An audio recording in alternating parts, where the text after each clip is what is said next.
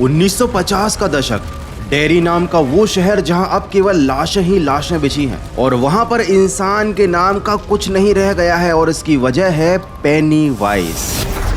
Penny-wise ने अपना खौफ फैलाकर पहले बच्चों को मारा। उन बच्चों की मौत से पूरे शहर में जो दहशत फैल गई, उससे वो पेनीवाइज और भी ज्यादा शक्तिशाली बन गया और उसने इस शहर के हर घर को शमशान में बदल दिया। अब इस पूरे इलाके में एक सुई गिरने तक की आवाज नहीं आती, सिवाय शहर के बीचों बीच मौजूद एक सुनसान चर्च के, जिसमें कभी कभी किसी के चीखने की आवाजें आया करती थी। पेनीवाइज पूरे शहर को तो खत्म कर चुका था, लेकिन पूरे शहर को खत्म करने के बाद जब इस चर्च के बारे में पेनीवाइज को पता चला तो वो काफी एक्साइटेड हो गया। उसे लगा कि उसका काम अभी खत्म नहीं हुआ है। शहर के बीचों बीच उस चर्च में अभी भी कोई है जिसे वो तड़पा तड़पा कर मार कर मजे ले सकता है और इसीलिए धीरे धीरे कदम बढ़ाते हुए वो चर्च पर पहुंचा और जैसे ही उसने चर्च का दरवाजा खोलकर अंदर पहला कदम रखा, वो कांप गया। उसके मन में एक अजीब सी दहशत भर गई। पेनीवाइज, जो इस ब्रह्मांड का है भी नहीं, जो खुद दहशत को अपने सुबह के नाश्ते में खाता है, पहली बार उसने ये महसूस किया कि डर क्या होता है। जैसे ही उसने अपनी गर्दन ऊपर उठाकर देखा, उसने देखा कि बालकनी पर एक काला लिबास पहने एक शैतानी चेहरा खड़ा था। एक चेहरा जिसकी भाव भंगिमा पर मौत साफ दिख रही थी। ये चेहरा किसी और का नहीं बल्कि उस चर्च की शैतानी नन का था, जो पेनीवाइज की आंखों में आंखें डालकर उसे मारने के इरादे से देख रही थी। मगर अब सबसे बड़ा सवाल तो ये है कि इन दोनों की जब भिड़ंत होगी तो इनमें से जीत किसकी होगी। So welcome to face off series, जहां पर हम भिड़ाते हैं दो ताकतवर विलेंस को। और इस सीरीज के पहले पार्ट में टक्कर हुई थी वैक्ना की और पेनीवाइज की, और उस वीडियो के कमेंट सेक्शन को तुमने भर डाला था पेनीवाइज वर्सेस नन से। तो देखो, पिछली बार तो मुकाबला काफी एक तरफा हो गया था क्योंकि भाई पेनीवाइज के सामने वैक्ना की कोई औकात ही नहीं थी। लेकिन इस बार लड़ाई है ऐसे दो मॉन्स्टर्स के बीच जो शायद मॉन्स्टर्स भी नहीं है और इस दुनिया के भी नहीं है। तो चलो जानते हैं कौन जीतेगा इस लड़ाई में आज के फाड़ू वीडियो में।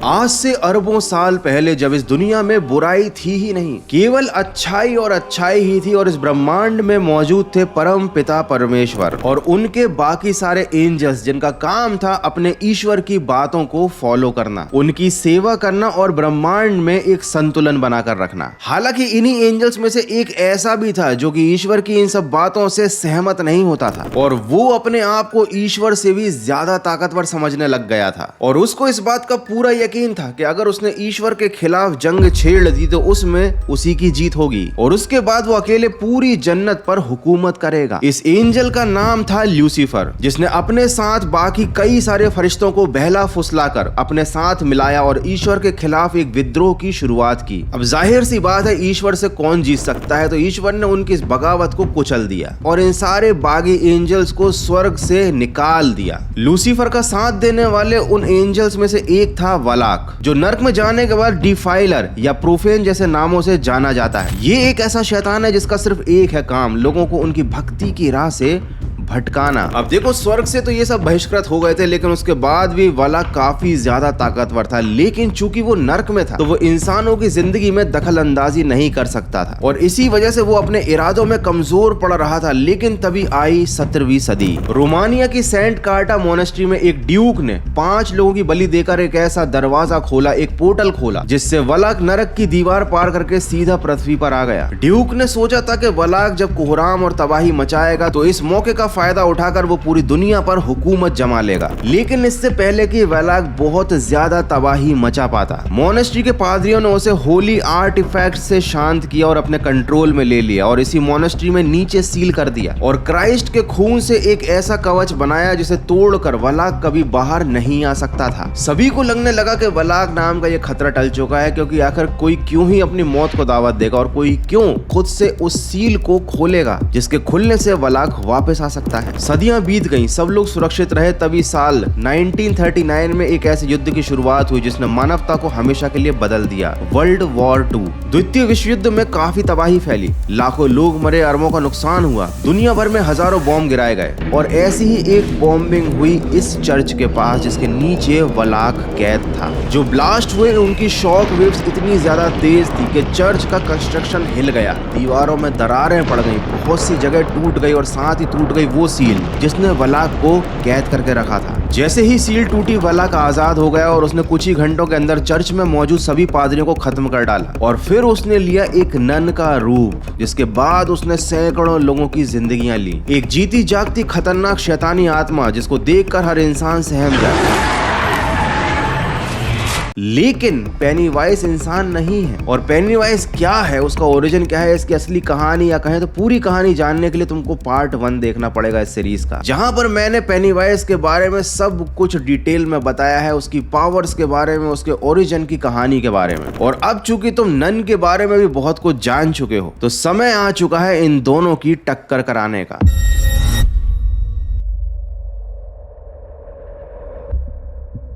जब पेनीवाइज ने उस चर्च में कदम रखा और वलाक की आंखों में आंखें डालकर देखा, तो कई मिनट उस पूरे माहौल में एक आवाज नहीं गूंजी, केवल सन्नाटा पसरा रहा। क्योंकि ये दोनों मॉन्स्टर्स सिर्फ ऐसे मॉन्स्टर्स नहीं है जिनकी फिजिकल एबिलिटी उनका प्लस पॉइंट हो, ये सामने वाले के दिमाग में झांक कर उसकी मेंटेलिटी का पूरा फायदा उठाकर जीतने की कोशिश करते हैं। और अभी ये दोनों एक दूसरे की आंखों में आंखें डालकर यही पता लगाने की कोशिश कर रहे हैं कि सामने वाले से डील कैसे किया जाए। लेकिन जब पेनीवाइज ने नन के मन के अंदर झांक कर देखा, उसके डर को समझने की कोशिश करी, तो वो हैरान रह गया, क्योंकि नन के अंदर डर तो छोड़ो, कोई कॉन्शियसनेस भी नहीं थी। नन तो एक्चुअल में बस एक शैतान, एक आत्मा है जिसके पास कोई इमेजिनेशन या कोई ट्रेडिशनल दिमाग नहीं है। और इन्हीं सब चीजों पर तो पेनीवाइज की सारी ताकत डिपेंड करती है। और नन को कोई फर्क नहीं पड़ता कि उसके सामने इंसान है, जानवर है, शैतान है या कोई दूसरी दुनिया का मॉन्स्टर, क्योंकि वो अपनी टेलीकाइनेसिस एबिलिटी को जब चाहे यूज कर सकती है और वो उतनी ही ताकतवर है जितना कि ल्यूसीफर के लेवल का कोई भी डेविल हो सकता है। वो किसी के डर पर डिपेंडेंट नहीं है। अब नन के मन के अंदर झांककर पेनीवाइज ये तो समझ गया था कि इसे कोई डर नहीं है और ये लड़ाई एक तरफा तो बिल्कुल भी नहीं होने वाली। वो हार भी सकता है इस जंग में, लेकिन उसके ईगो ने उसे पीछे नहीं हटने दिया। वो अपना शेप शिफ्ट करके नन पर हमला करने की कोशिश करेगा, मगर नन कोई शरीर तो है नहीं, वो तो एक हवा है। पेनीवाइज कई बार कोशिश करता है नन के पास जाकर उसे हिट करने की, लेकिन जैसे ही पेनीवाइज उसके करीब पहुंचता है, नन वापस से किसी हवा की तरह वहां से गायब हो जाती है और उसे दूर कहीं खड़ी दिखाई देती है। वो उसे इंफीरियर फील करवा रही थी, उस पर हमला नहीं कर रही थी। वो ये दिखाना चाहती थी कि तेरी इतनी औकात भी नहीं है पेनीवाइज कि तू मुझे छू भी सके। अब यहाँ पर हालात थोड़े से बिगड़ने लग गए। पेनीवाइज को समझ में ही नहीं आ रहा था कि मैं क्या करूं। वो डरा हुआ भी था, अचंभित भी था। वो ये दिमाग भिड़ा रहा था कि आखिर मैं ऐसा क्या करूं जिससे मैं इस नन को अपने कब्जे में ले सकूं। पेनीवाइज ये तो अच्छे से समझ गया था कि नन को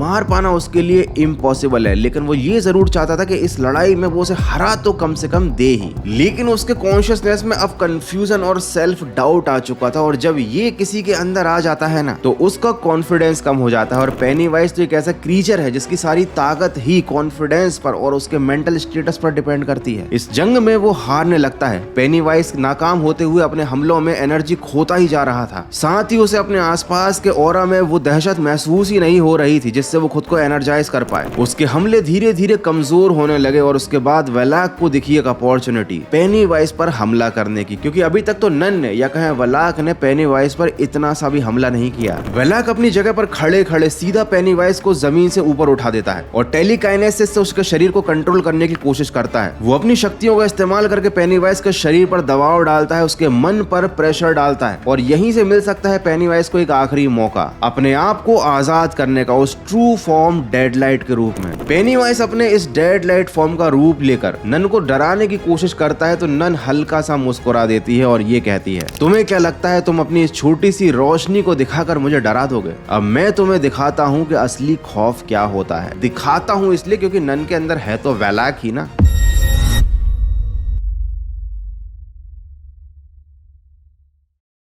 तभी जमीन नीचे से फट जाती है और अंदर से निकलती है धधकती हुई नरक की आग। ढेर सारी काली परछाइयां जो वलाक के हुक्म का पालन करते हुए पेनीवाइज को चारों ओर से पकड़कर उसे भागने से रोकती हैं। वलाक नरक की धधकती हुई आग को सीधा नीचे से निकालकर पेनीवाइज के ऊपर डालने लगता है। ये आग इतनी राक्षसी और गर्म थी कि ये खुद फरिश्तों को जला दे। और पेनीवाइज जो ऑलरेडी अपनी सारे हथकंडे अपना चुका था, ऑलरेडी बहुत ज्यादा कमजोर पड़ चुका था और दहशत की कमी से उसे दोबारा और ताकत मिल नहीं रही थी। उसकी हालत नाजुक होती जा रही थी, उसकी प्रेजेंस छोटी पड़ रही थी। वलाक ने अपनी टेलीकाइनेसिस पावर से और उसके डीमंस ने चारों तरफ से उसको पकड़ रखा था। पेनीवाइज का शरीर नरक की आग के सामने घुटने टेकने ही वाला है। उसका अस्तित्व खत्म होने लगा है। उसकी चीखें निकल रही हैं और मौत क्या होती है आज वो पहली बार महसूस कर रहा था। कुछ ही सेकेंड्स में सिर्फ वो चर्च ही नहीं बल्कि पूरा शहर खौफनाक चीखों से गूंजने लगा। भारी भरकम चीखें, कभी किसी इंसान की, कभी किसी जानवर की, तो कभी किसी मॉन्स्टर की, क्योंकि नरक से ये सारी शक्तियां धीरे धीरे बाहर आ रही थी।